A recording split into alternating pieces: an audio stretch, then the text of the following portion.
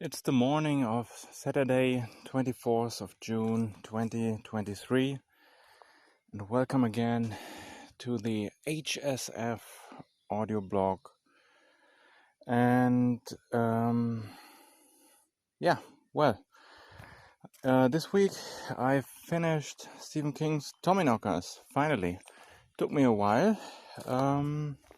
I read it as a paperback, quite the old book.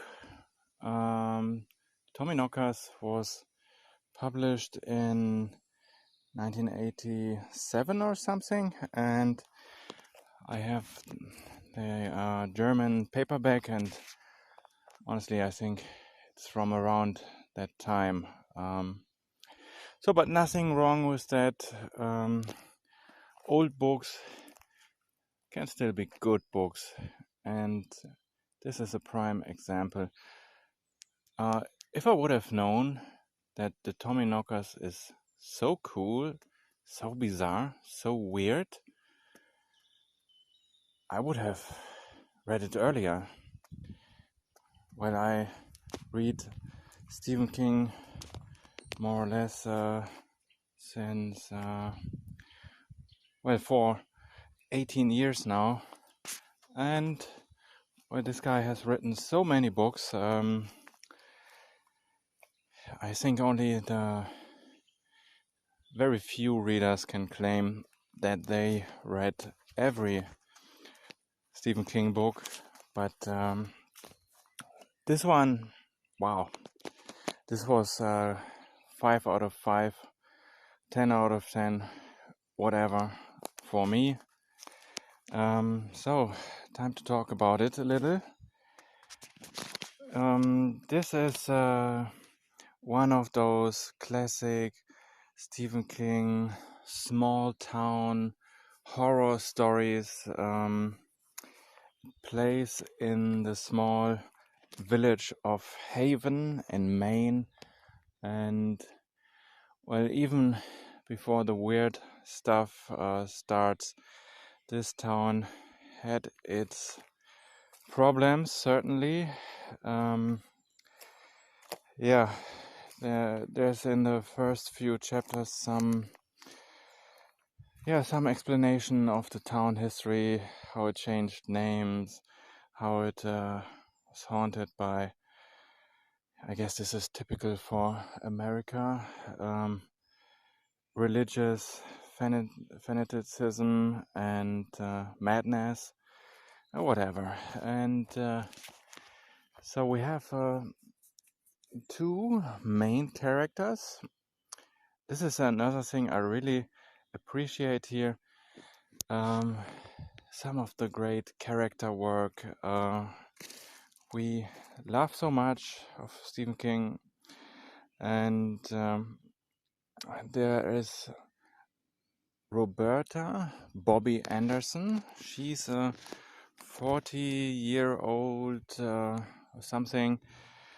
writer who lives in on her own in some separate house out of town, and she goes for a walk with her dog Peter in the woods, and she stumbles across some object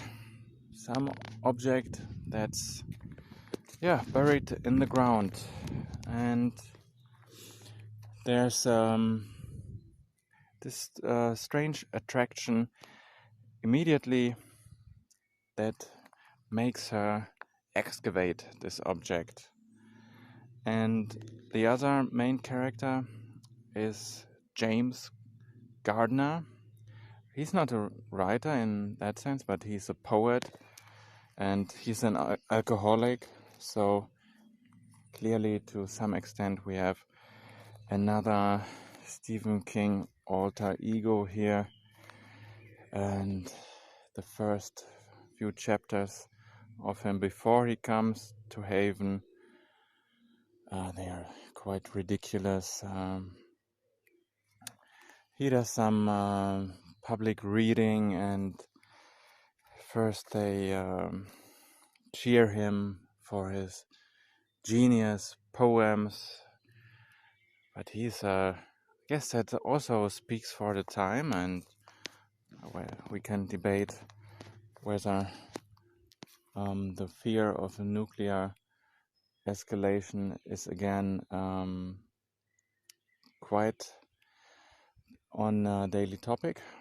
Might be so, but he's against nuclear energy, and well, with all the high society on his after show party, when he gets drunk, he gets in a dispute, and he terribly fucks up and more or less has to flee the city. And I guess he has some type of shining, because he gets the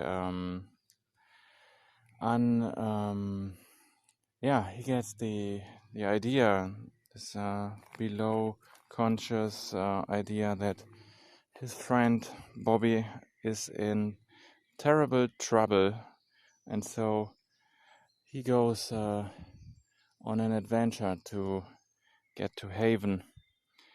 And well, he can't get there soon enough because Bobby started to excavate the object in the ground, and it terribly changed everything that's happening in Haven. Strange things occur, and the people, they get genius ideas.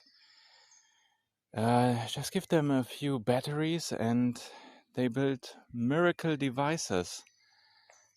But it's not without the price. They start to develop a hive mind, and they lose all their teeth, and slowly they transform into the Tommyknockers. Which is the unknown object in the ground. It's starting to change the atmosphere. And then we also have some, again, perfectly written side or secondary characters. There is Ruth, who is the female sheriff of Haven, and well, she oh my god, she blows up the town hall, and it's described as a rocket in the tower of the town hall, like a rocket into orbit.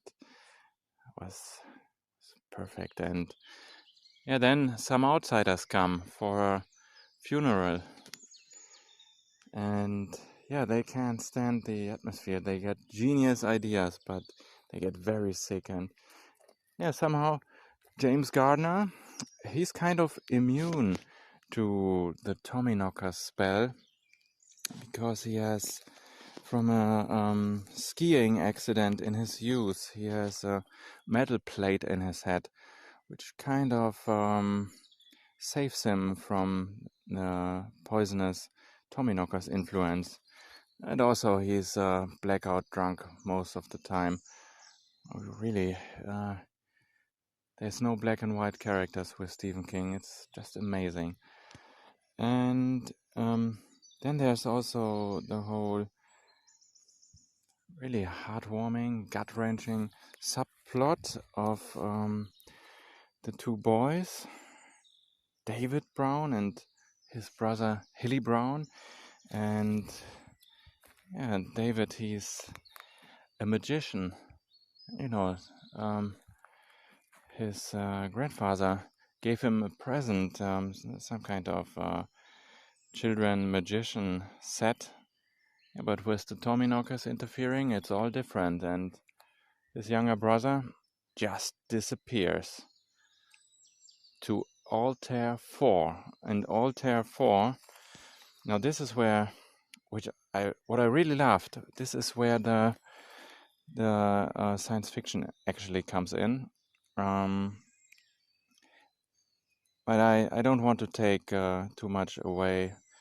But There's some ideas about wormholes, about other dimensions, and this is where, yeah, where it really got fascinating for me. You sometimes have this in Stephen King's stories, like The Jaunt, for example, or of course The Dark Tower, which connects all of Stephen King's works.